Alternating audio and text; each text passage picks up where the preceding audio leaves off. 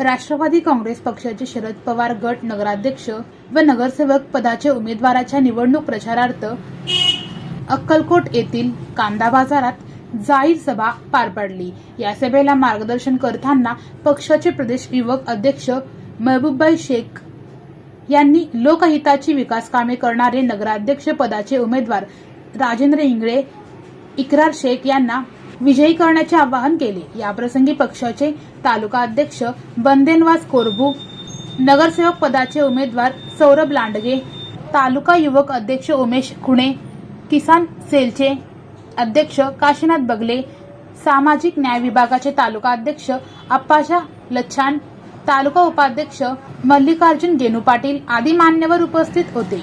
या सभेला मतदारांचा भरघोस प्रतिसाद मिळाला।